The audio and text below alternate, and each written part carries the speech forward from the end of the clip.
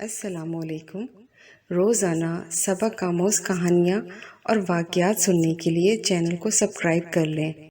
अब्दुल सत्तार ईदी मरहूम से एक इंटरव्यू में पूछा गया, आपने हज़ारों लावारिस लाशें दफनाई, कभी किसी लाश की बिगड़ी हालत या उस पर तशद्दुद देखकर रोना आया? उन्होंने आंखें बंद करके गहरी सोच में गोताज़न होते हुए कहा, तशद्दुद या बिगड़ी लाश तो नहीं, अलबत्ता एक मर्तबा मेरे रज़ाकार एक साफ़ सुथरी लाश लेकर आए जो ताज़ा इंतकाल किए बूढ़े मगर किसी पढ़े लिखे और खाते पीते घराने की लग रही थी। उसके सफ़ेद चांदी जैसे बालों में तेल लगा हुआ था और सलीके से कंघी की हुई थी। धोबी के धुले हुए सफ़ेद उजले कलफ लगे सूट में उसकी शख्सियत बड़ी बावकार लग रही थी, मगर थी वो अब सिर्फ़ एक लाश। ईदी साहब फिर कुछ सोचते हुए गोया हुए, हमारे पास रोज़ाना कई लाशें लाई जाती हैं, मगर ऐसी लाश जो अपने नक्श छोड़ जाए कम ही आती हैं। इस लाश को मैं गौर से देख रहा था कि मेरे रज़ाकार ने बताया, उसने कराची की एक पोश बस्ती का नाम लेकर कहा, ये लाश उसके बंगले के बाहर पड़ी थी।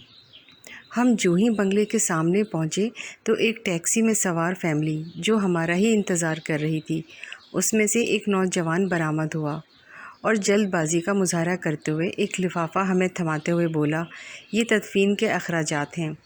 फिर वो ख़ुद ही बड़बड़ाया, ये मेरे वालिद हैं, उनका ख्याल रखना, अच्छी तरह गुस्ल देकर तदफीन कर देना। इतने में टैक्सी से आवाज़ आई, तुम्हारी तकरीर में फ़्लाइट निकल जाएगी। ये सुनते ही नौजवान पलटा और मज़ीद कोई बात किए टैक्सी में सवार हो गया और टैक्सी फराटे भरती हुई आंखों से उझल हो गई।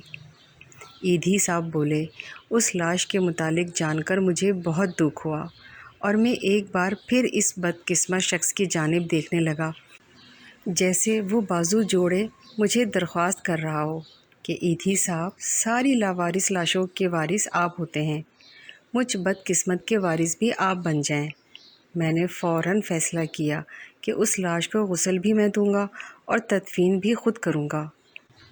फिर ज्यों ही मैं गुस्ल देने लगा तो उस उजले जिस्म को देखकर मैं सोच में पड़ गया कि जो शख्स अपनी ज़िंदगी में इस कदर मोतबर और हसास होगा, उसने अपनी औलाद की परवरिश में क्या नाज़ो नम उठाए न होंगे, मगर बेटे के पास तदफीन का वक्त भी न था।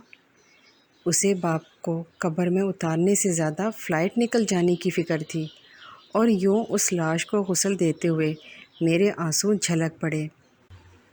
फिर वो अपने कंधे पर रखे कपड़े से आंसू पोंछते हुए बोला, उस दिन मैं इंसानियत की डूबती नैया पर रो पड़ा।